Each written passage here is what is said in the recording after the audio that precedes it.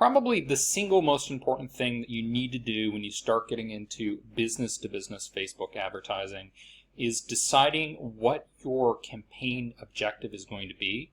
And you can see here that Facebook provides 3 different categories of objectives. The first is awareness, the second is consideration, and the third is conversion. We're going to go into the details of these because it is just so incredibly important. I think one of the critical mistakes that people make when they develop any sort of marketing plan is that they go immediately to strategies and methods without knowing where it is they're trying to go, because it's the outcomes that matter more than the means of getting there. And what it is going to enable you to do is pivot based on what those outcomes are. So these objectives are going to be incredibly important. And there are a couple things that I really want you to consider to decide what objective is most appropriate for a given campaign or for an integrated combination of campaigns. First thing I want you to think about with business-to-business campaigns is this research. And the research shows that 95% of business-to-business buyers are not in market for your products. So what this means is that at any given time, generally speaking, only 5% of business-to-business people are actually in that buying mindset of, I'm ready to talk to sales, I'm interested in watching a product demo, I'm ready to engage in a buyer-centric kind of conversation. But if you think about what the majority of business-to-business marketing communications and advertisements look like, it's very much focused on what you might call the bottom of the funnel, catering to people that are in that buying mindset. But what you're missing out on is the 95% of people that are not in market. And then what I would say is that even among the 5% of the people that are in kind of shopping mindset, a lot of business-to-business marketers aren't even really catering to them properly.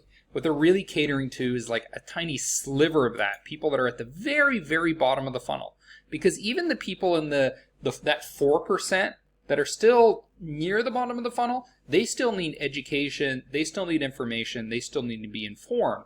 So that's why what I want you to do is think about this model. So these are 4 different stages of awareness.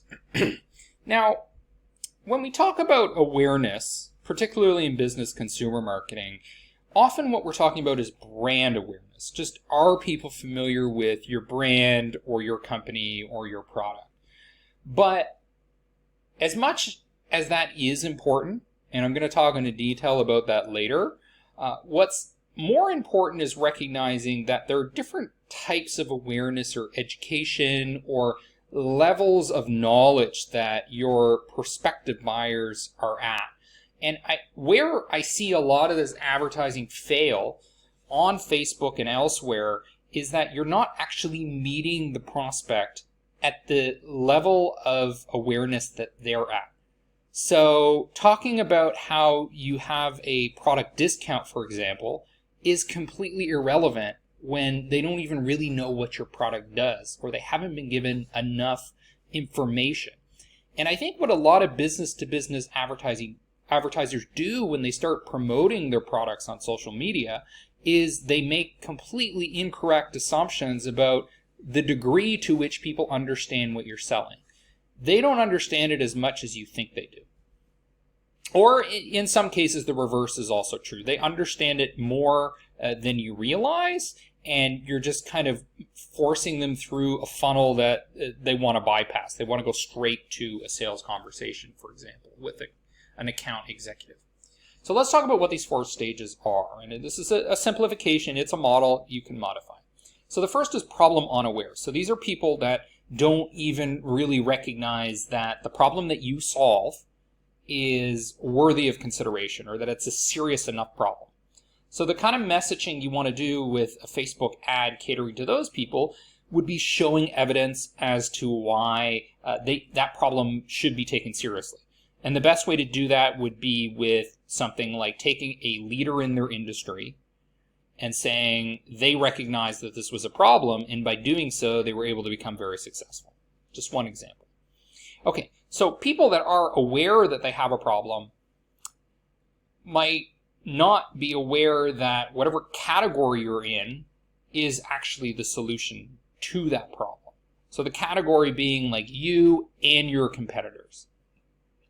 So in that case, what you need to do is you need to prove to those people that your category is the best solution to that problem, or the most immediate solution, or the easiest solution, or whatever that situation may be.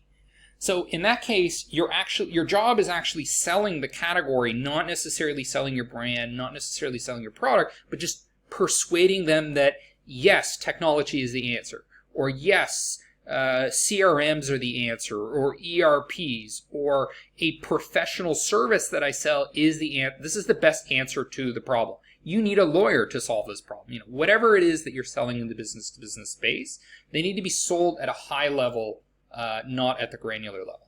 Now, if they're already familiar with your category, okay, they're already kind of convinced that this general space is the solution to their problem, then you need to convince them that your unique proposition is the best solution.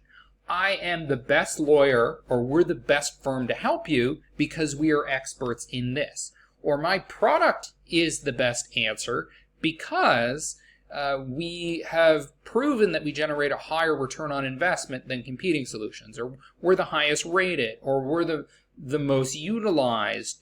Or if you're selling a non-strategic purchase where differentiation doesn't really matter that much, then what you can say is we're the easiest to work with, we have the most lubricated sales process, we don't require as many guarantees or long-term contracts. So a lot of these kind of tiny tactical things are going to matter when you're selling a product where differentiation doesn't matter that much. It's just about having a smooth engagement.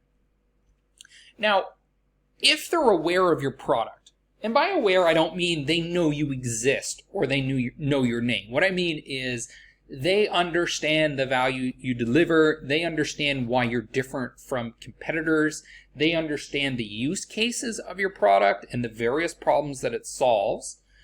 For those people, then what we're going to focus more on is the direct response gimmicks.